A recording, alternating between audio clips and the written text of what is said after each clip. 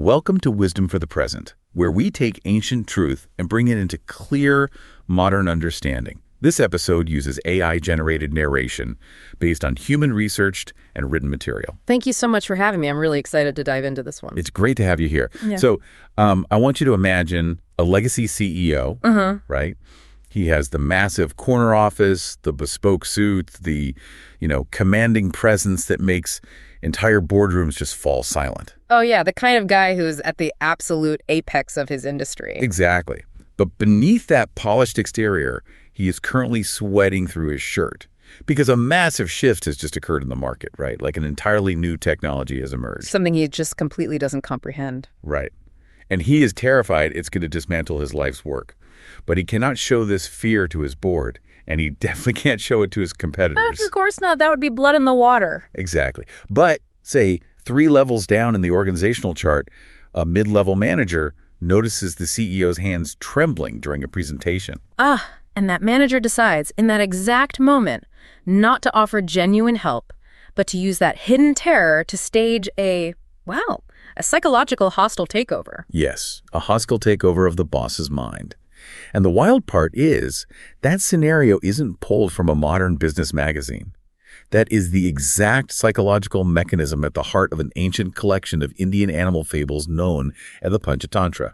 It's incredibly relevant. It really is. Specifically, we're going deep into Book 1 today, which carries the rather ominous title, The Loss of Friends. Such a great title. Right. And we are looking at a text that basically operates as an Eastern Machiavellian playbook. I mean, it's a survival guide for the literal and metaphorical jungle. So our mission today is to extract the ruthless, incredibly practical wisdom from this text and dissect how its ancient architecture of power maps onto the boardrooms, the political arenas, and just the social dynamics we navigate today. Yeah, and to start, we really need to fundamentally reorient how we think about this genre, Well, when we hear the phrase animal fables, there is this immediate cognitive bias. Like, we picture bedtime stories, talking bunnies, and gentle moral lessons about sharing or whatever. Right, like Aesop's fables for kids. Exactly. But the Panchatantra weaponizes that exact assumption. The form of an innocent story completely disguises its actual function. Which is what? It serves as a mirror for princes. This was a highly specific genre of literature in the ancient world designed not to entertain, but to serve as a brutal, pragmatic handbook on statecraft, manipulation, and, human vulnerability. I want to push on that concept of the mirror for princes before we get into the actual fables, because the frame story, the context of how these fables are even introduced, it really sets the stakes for everything that follows. Oh, the frame story is fascinating. It is. Yeah. According to the source material, the entire text is essentially born out of a massive succession crisis. Right. We have a powerful king who has built a vast empire, but he's facing the classic Sounder's dilemma. Right. His kids are a disaster. Total disaster. His second generation is entirely unequipped to take over. His sons, the princes, are described as absolute blockheads. They're arrogant, ignorant, and completely resistant to any conventional form of education. And the king recognizes that leaving his empire to these unteachable sons guarantees its destruction. Yeah. I mean, the wealth, the military, the infrastructure, none of it matters if the leadership is fundamentally hollow. So what does he do? So out of sheer desperation, the king essentially puts out an open call for a miracle worker. He needs anyone who can bypass the prince's arrogance and actually teach them how to rule. Which brings us to the narrator of our frame story, a man named Vishnu Sarman. Yes, an 80-year-old scholar. Right. And the dynamic he establishes with the king in their very first interaction provides the first masterclass in power dynamics. It really does. It's a brilliant move. Let's break down that interaction, because I found it incredibly jarring when I read it. The king, who has virtually unlimited resources, offers Vishnu Sarman a massive reward. He offers land, he offers wealth, essentially a blank check if this scholar can fix his sons. A blank check from a king. Not a bad deal. Not bad at all. But Vishnu Sarman's response completely upends the traditional power dynamic. I have the quote from the source here. He says, "O king, listen, give up my own greed for cash, am 80 years. He flat out refuses to take a single coin for this undertaking. And you have to consider the mechanical leverage of that refusal. On the surface, it reads as asceticism, right? Yeah. The wise old sage turning his back on earthly desires. Sure, playing the humble monk. But in the context of a treatise on power, refusing the money is the most aggressive strategic maneuver he could possibly make. Wait, really? The most aggressive. Absolutely. Vishnu Sarman is establishing the supreme value of true wisdom over material wealth, and in doing so, he's dictating the absolute terms of engagement. Okay, let me challenge that, though. In our current culture, if you are an expert at something, you monetize it. Yeah. That is the ultimate proof of your value. Right? You're talking about the modern huddle culture. Exactly. You charge a massive consulting fee, you require a retainer, you establish your worth through the financial transaction. Taking the money is the power move today. So how does refusing the wealth give an 80-year-old man more power than the king? Because the moment you accept the king's gold, you become the king's servant. Oh, wow. Right. The financial transaction establishes a hierarchy where the payer dictates to the payee. If Vishnu Sarman takes the money, the king can dictate the curriculum, he can demand progress reports, or worse, he can fire him if the princes complain that the lessons are too harsh. Which they probably would. Almost certainly. So by refusing the compensation, stating that he is 80 years old and completely devoid of greed, Vishnu Sarman gains absolute autonomy. He shifts the relationship from employer-employee to master-student. That's a huge shift. It is. He is implicitly telling the most powerful man in the kingdom, my knowledge is so uniquely valuable that your entire treasury cannot purchase it. I am giving it freely out of pride in my art, which means I answer to no one. Man, that reframes it entirely. He is effectively making himself unfireable. Precisely. Because if the goal is to teach these arrogant princes the brutal realities of the world, he's going to have to tell them things that will deeply wound their egos. And if he were a paid employee, their first instinct would be to run to their father and have him executed for insolence. Right. But by operating outside the financial hierarchy, he creates an impenetrable shield around his pedagogy. He is completely untainted by the need to flatter a patron. He secures total objectivity.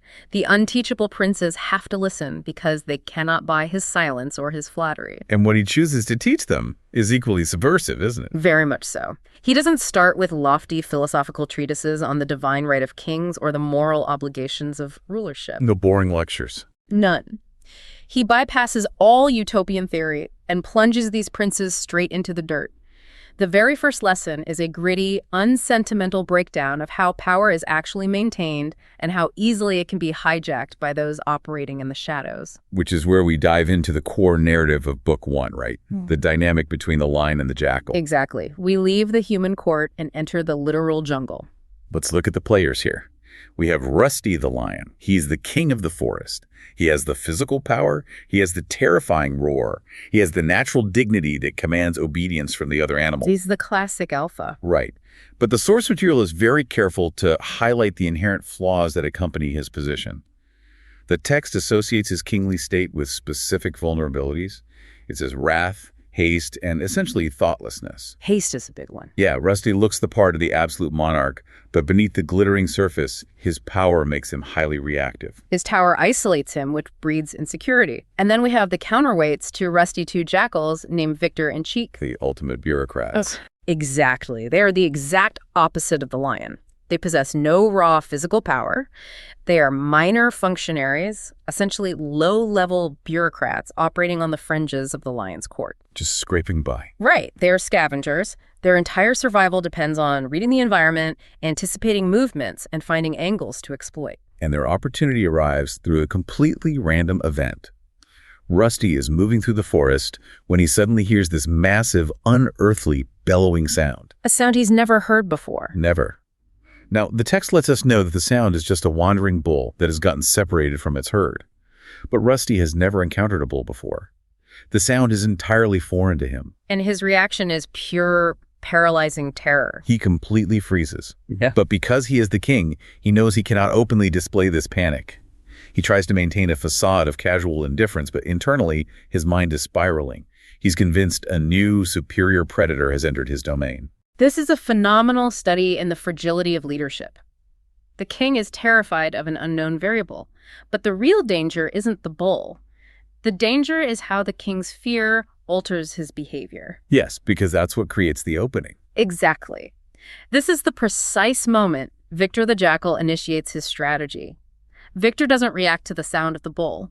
Victor is busy observing the lion. He's watching his boss. Right. He reads the sudden halt in movement, the stiffness in the posture, the forced attempt to look unbothered.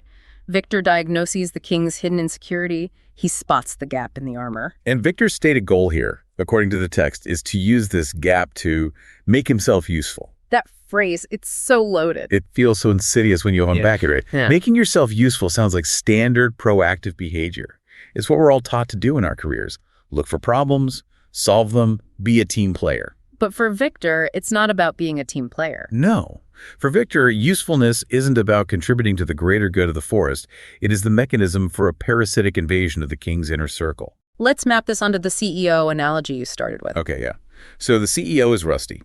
The disruptive new AI technology is the bellowing bull. The CEO is secretly terrified of it, but maintains a mask of competence. And Victor is the mid-level manager who spots the micro-expressions of panic in the boardroom. Right. But how does Victor actually execute the takeover? He doesn't just walk up and say, hey, I know you're scared. Oh, absolutely not. Doing so would trigger the king's defensive wrath. You don't tell the boss he looks weak. That gets you fired. Or in the jungle, eaten. Victor understands that to exploit the fear, he must first validate the facade of strength. And the psychology of this infiltration is detailed in a fascinating poem that Victor and his companion Sheik discuss regarding the nature of service and submission. The dog and the elephant. Yes. The text provides a stark contrast between two types of subordinates, the dog and the bull elephant. The poem describes the biomechanics of a dog begging for food. The dog acts completely servile. It wags its tail, it rolls over to expose its belly, it casts its eyes downward, it whimpers. Doing everything to show it's not a threat. Exactly. It performs absolute submission in exchange for mere scraps. In contrast, look at the bull elephant. Even when an elephant is in captivity, even when it is dependent on a handler for food, it demands respect. It doesn't beg. No, it does not perform submission. The handler must coax the elephant, speak to it with dignity, and practically request its permission before the elephant will deign to accept the offering. I am so fascinated by this dichotomy. It really feels like the text is asking you to audit your own professional posture. But how does this apply to Victor? He's a jackal of Gavinger. Is he advocating for the dog's approach or the elephant's approach in his manipulation of the lion? Well, this is where it gets brilliant. Victor is utilizing the aesthetic of the dog to achieve the structural power of the elephant. Whoa, explain that. He knows that leaders, particularly insecure ones like Rusty, are comforted by servility. They want the people around them to wag their tails because it reinforces their illusion of absolute control. So he acts like the dog. He is totally willing to perform the role of the subservient dog. He approaches Rusty with carefully calculated deference. He offers to investigate the terrifying noise, framing it not as saving a frightened king, but as a humble servant handling a trivial errand so his majestic lord isn't bothered. Oh, that's smart. Oh. He soothes the anxiety without ever acknowledging the fear exists. Precisely. That is incredibly precise emotional engineering.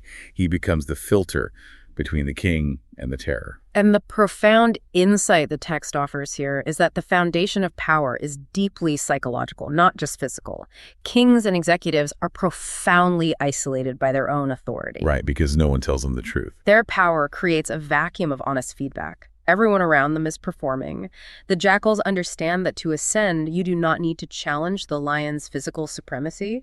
You simply need to become the architect of his peace of mind. You solve his anxiety. If you control what the king fears and what the king believes is safe, you effectively control the king. You hold the leash even if you are the one wagging your tail. Man, just think about the implications of that for a moment. You know, if you're listening, think about the victors in your own operational spheres. Look at the organizational structures you navigate daily. Who are the individuals who seem to possess an uncanny ability to always be in the boss's orbit? Constantly dancing attendants. Yes, constantly dancing attendants. They are rarely the top performers in terms of hard skills. They aren't the most innovative engineers or the most brilliant strategists. Yet they hold immense sway because they have mastered the art of gatekeeping, the leader's emotional equilibrium. They know how to frame every crisis so that they are the only viable solution. Right, they manufacture a dependency. And once that dependency is established, the nature of their loyalty is revealed to be entirely transactional. Which brings us to one of the most brutal and frankly uncomfortable realities presented in the source material regarding the concept of allegiance. It is very cynical. Extremely. The text explicitly outlines a mercenary code of conduct for those operating close to power. It states, make yourself his, while his power, quick to leave him when he grows, it basically cuts off there. But the meaning is clear. The strategy is nakedly opportunistic. Attach yourself to a rising or established power, extract the maximum benefit while their influence peaks, and the absolute millisecond they begin to falter or lose their grip, you abandon them without hesitation. Just drop them. Let me stop you there, though, because that directly assaults the core values we're taught to uphold, right? Mm-hmm. We valorize loyalty. Oh, absolutely. We celebrate the employee who stays loyal to a struggling company out of a sense of shared history. We write books praising the team members who go down with the ship. But this ancient text looks at that idealized, romanticized version of loyalty and diagnoses it as a fatal weakness. It essentially argues that in the realm of statecraft and high-level corporate survival, loyalty is an illusion. It is a temporary alliance of convenience, not a moral imperative. It strips away the sentimentality that we use to comfort ourselves. And while that sounds cynical, we have to view it through the lens of the mirror for princes. Right. Remember the audience. Arrogant, unteachable future kings. The text is forcefully stripping away their naivety. It is screaming at them.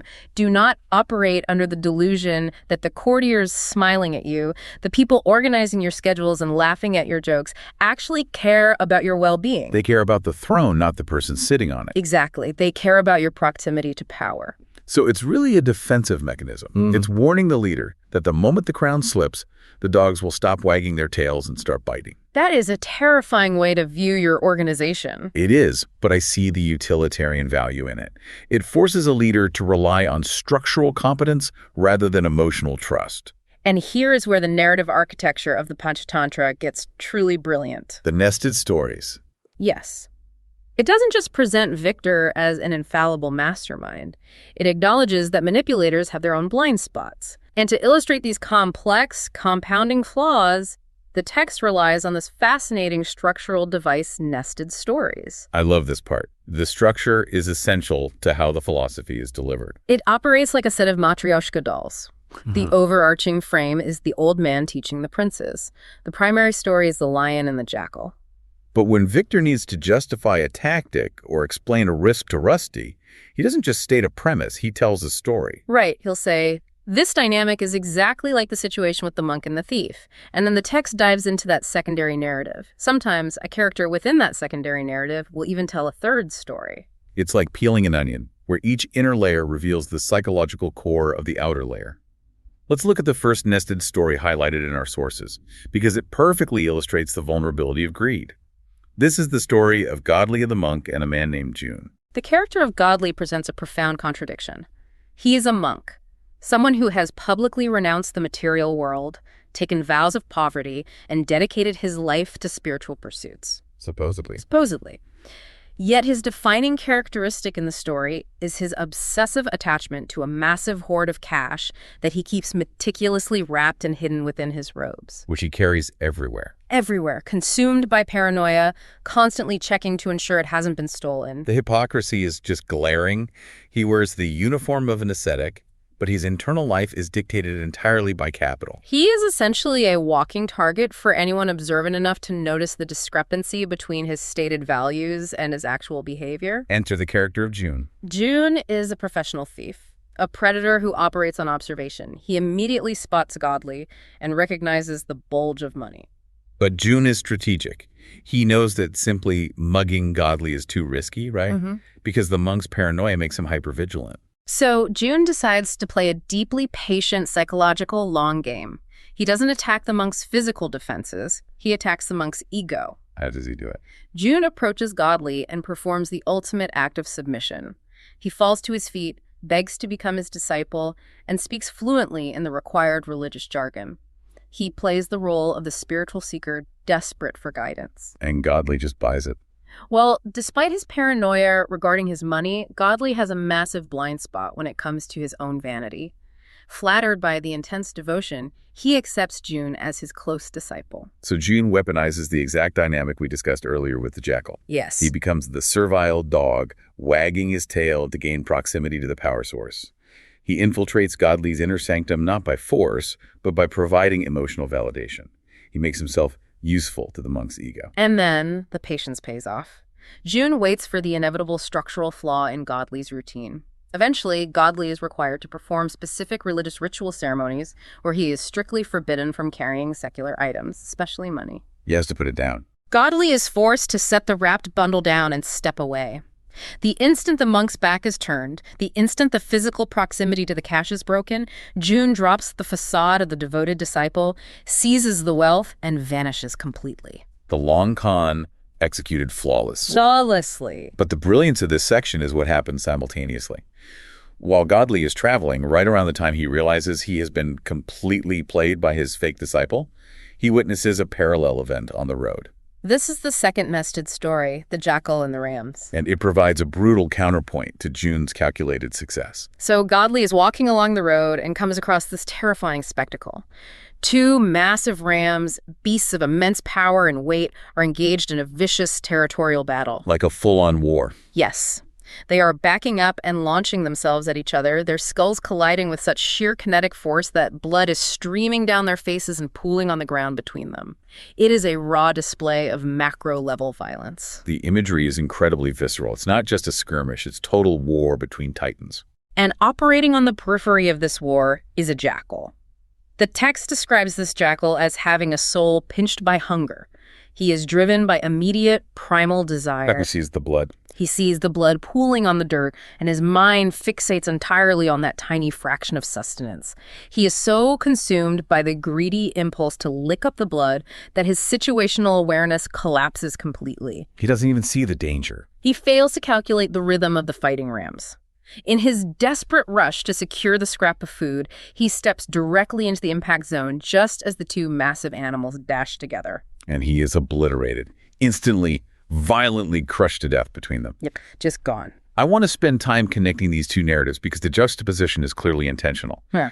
We have June, the thief, who represents the terrifying effectiveness of a patient, highly calculated long-term deception. Right. And then we have the jackal, who represents the fatal consequences of short-term reactive greed. What is the text demanding we understand by placing these two outcomes side by side? It is articulating a profound warning about how desire alters perception. Let's analyze the fighting rams for a second. What do they represent in a broader context? They symbolize colossal, conflicting macro forces. Exactly. If we translate this into modern scenarios, the rams could be two multinational corporations locked in a vicious price war trying to bankrupt each other. They could be two political heavyweights within the same party tearing each other apart for dominance. Or two rival executives in a boardroom engaging in a mutually destructive power struggle. Right. And the jackal represents the micro-opportunist. This is the individual who looks at that massive structural conflict and thinks, aha, while those two giants are distracted by their war, I can sneak into the middle and extract a tiny bit of value for myself. I can leverage their distraction to get a promotion or steal a client or gain a momentary advantage. The jackal thinks he is being clever. He thinks he's playing the margins. He sees the blood and thinks it's free real estate. Exactly the problem. The jackal's greed creates a fatal optical illusion. He believes the blood is the main event, completely ignoring the fact that the blood is merely a byproduct of forces infinitely larger than himself. The rams aren't trying to kill the jackal. They don't even register the jackal's existence. The jackal is destroyed as collateral damage simply because his desire for a minor gain blinded him to the macro-level danger he was stepping into. That is a staggering metaphor for career and social navigation.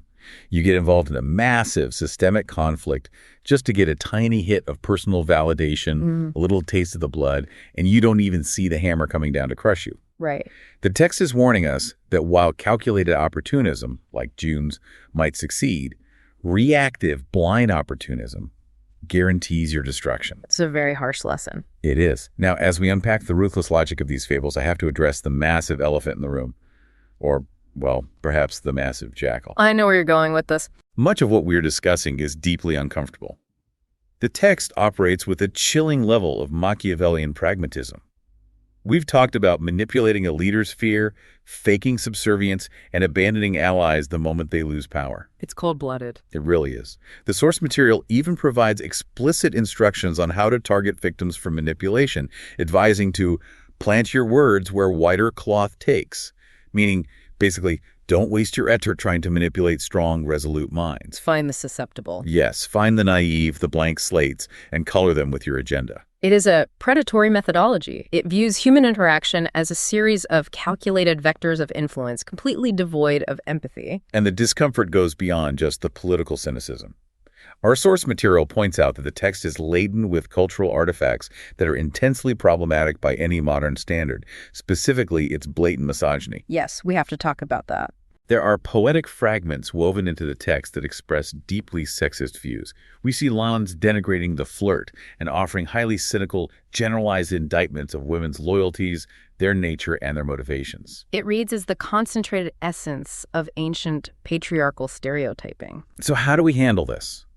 It is undeniable, and it requires a specific hermeneutic approach to process.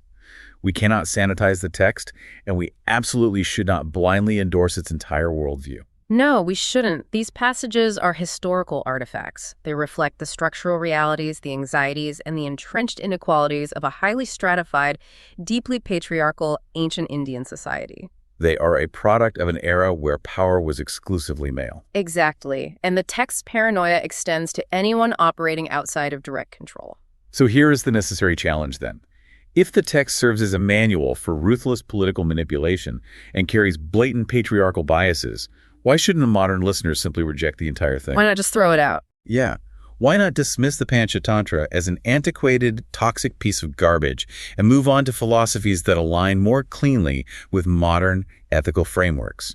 Why are we digging through the dirt here? Because of the immense value of the diagnostic manual. Discarding a text because it contains uncomfortable truths or outdated biases is intellectually easy, but it is practically dangerous. How so? It robs you of the opportunity to understand the mechanics of the world as it actually operates, rather than how we wish it operated. Why do we study a character like Victor? Why do we analyze the precise methods he uses to spot weakness and manufacture dependency? Well, we don't study him to become him. Exactly. We study him because understanding the anatomy of a manipulator is the only effective way to build an immune system against one. Ah, I see. If you refuse to look at the tactics of the dark arts because you find them distasteful, you walk into the world completely defenseless. Consider medical science. When epidemiologists study a deadly, highly contagious virus, they aren't studying it to learn how to infect the population. Right, they want to stop it. They are meticulously mapping its protein structures, its methods of transmission, and its replication cycles so they can engineer a vaccine.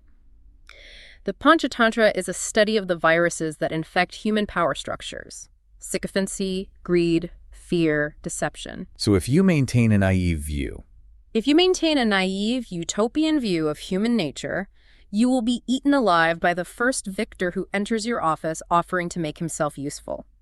We read the cynical parts of this text not as an instruction manual for our own conduct, but as a diagnostic tool to recognize and neutralize predatory behavior in others. that distinction is crucial. We use the text to map the predators, not to join the pack. Exactly. And it is important to note that the text itself is not entirely devoid of a moral compass. While it extensively catalogs the mechanics of manipulation, it also offers profound counterweights. It pushes back against the very wrath and haste it attributes to bad leadership. We see this vividly in the final nested story highlighted in our sources. Right, the story of the barber. Let's get into that. The story of the barber introduces a critical pivot in the text's philosophy. The narrative context provided in the source is fragmented, but the core tension is unmistakably clear. We are dropped into a scene of chaotic, impending violence. Things are moving fast. Very fast. Officers of the king are forcefully dragging a barber through the streets, rushing to put him to death. The accusation stems from a brutal domestic incident involving a weaver's wife who has had her nose severed. Horrific. And the authorities have arrived at the scene, made a rapid, emotion-driven assessment of the carnage, assigned guilt to the barber, and are proceeding directly to execution. It is the absolute embodiment of haste. There is no investigation, no deliberation, just a visceral reaction to blood and accusations leading to immediate lethal action. But then an intervention occurs that stops the machinery of state violence.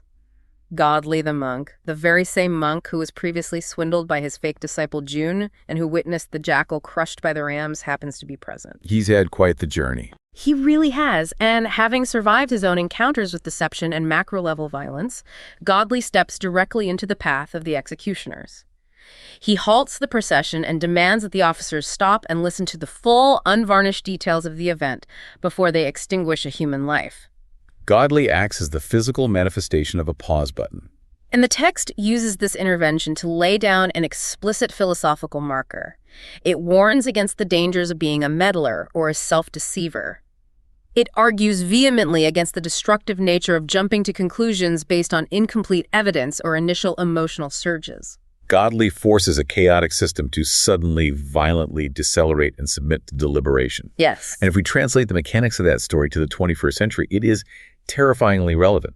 The stakes may not always involve literal executioners dragging a barber through the streets, but the structural dynamics of haste and outrage are identical. Oh, absolutely. Consider the architecture of the modern internet. Social media platforms function exactly like those rushing officers. The digital mob sees a salacious headline, a 10-second out-of-context video clip, or a fragmented accusation about an individual. And they just run with it. The algorithm, which is fueled by engagement, accelerates the outrage. The mob immediately rushes to execute that person's reputation, their career, their standing in the community. The cancellation is instantaneous. There is zero structural incentive for nuance and a profound hostility toward anyone asking for the full context. The digital ecosystem is designed to monetize the wrath and haste of the king. It rewards the immediate emotional verdict over the slow, laborious process of discovering the truth. In that environment, adopting the posture of godly is an act of profound courage. It requires stepping in front of an algorithmic mob that is addicted to the rush of the execution and saying, "Stop. We do not have the complete story. We will not proceed until the truth is established." And the inclusion of this story proves that the Panchatantra is far more complex than a mere catalog of ruthless power grabs. If the text were purely Machiavellian, Godly would have simply walked past the barber, realizing it wasn't his problem. Or perhaps Victor would have found a way to blackmail the authorities using the execution as leverage. Right. Instead, the text actively elevates the deliberate pursuit of truth. It acknowledges that society requires due process. It recognizes that while the world is undeniably full of jackals trying to manipulate the system for personal gain, a society collapses entirely if it doesn't also possess individuals like the monk who are willing to enforce friction against reactionary panic and demand justice. It is a brilliant, multifaceted worldview. It blends brutal pragmatism regarding human ambition with a deep underlying demand for systemic stability.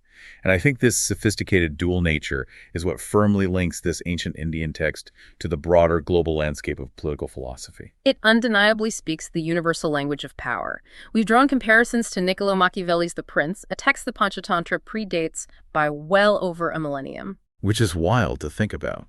It is. You can also see the direct DNA of these fables in modern works, like Robert Greene's 48 Laws of Power.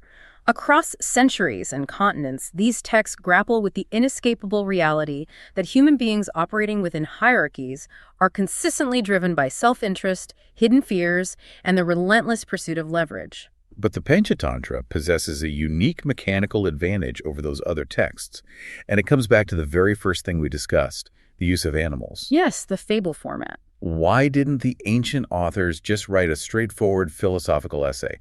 Why go through the elaborate process of projecting all these complex human flaws, our deep-seated insecurities, our greed, our sycophancy, our susceptibility to flattery onto lions, bulls, and jackals? To bypass the ultimate defense mechanism, human ego, let's return to the frame story of the 80-year-old teacher, Vishnu Sarman, and the arrogant, unteachable princes.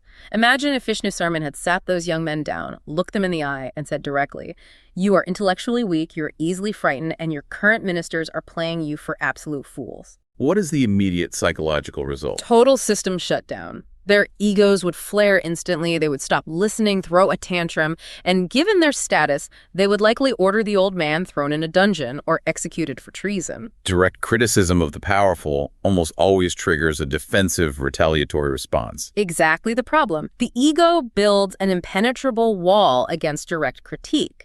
But the narrative form of the fable acts as a Trojan horse.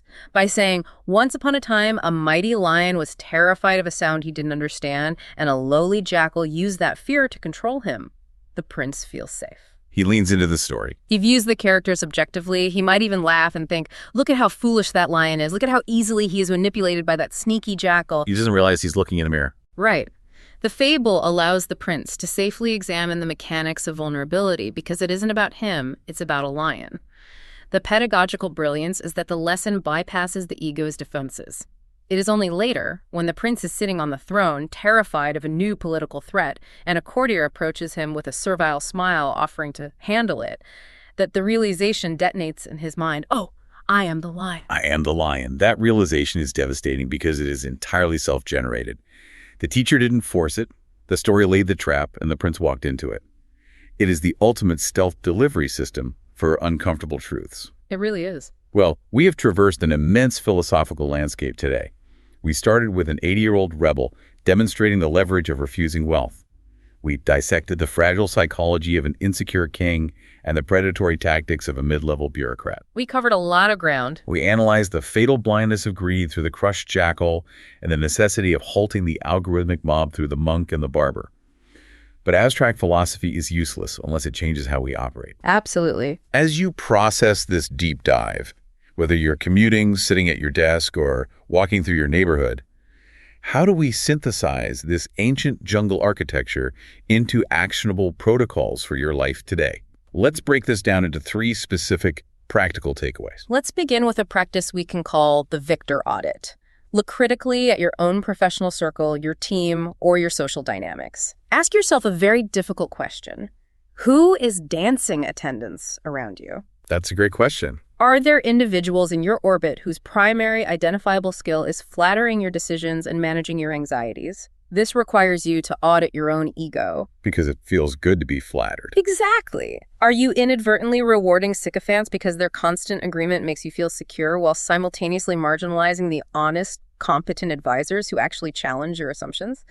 If you realize you are only surrounding yourself with dogs wagging their tails, you must accept that you have engineered your own vulnerability to manipulation. A painful but necessary audit. Our second takeaway is a reflection based on the story of the fighting rams. I challenge you to look at the landscape of your life and ask, am I currently stepping between 2 massive fighting rams? Look at where you're putting your energy. Right. Identify the conflicts you are drawn toward. Perhaps it's a massive power struggle happening above your pay grade at work, a deeply entrenched, bitter feud within your extended family, or even the temptation to jump into a polarizing, high-velocity online debate. Are you attempting to insert yourself into a colossal conflict, merely to extract a tiny bit of personal validation, a momentary hit of feeling important or self-righteous? The blood on the ground. Yes, the blood. Yeah. Reflect on whether your desire for that microscopic gain is completely blinding you to the macro-level danger of being structurally crushed by forces that do not care about you.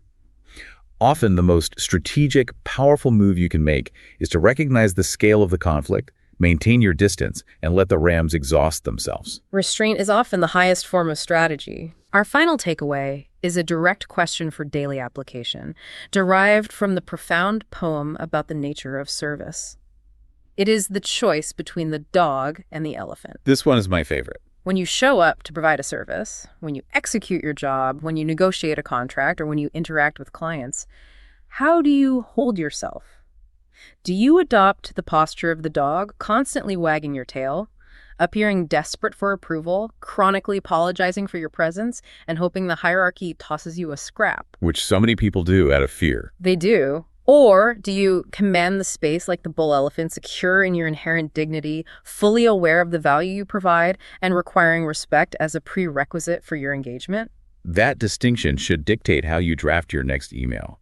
It should frame how you negotiate your next salary and how you establish boundaries with leadership.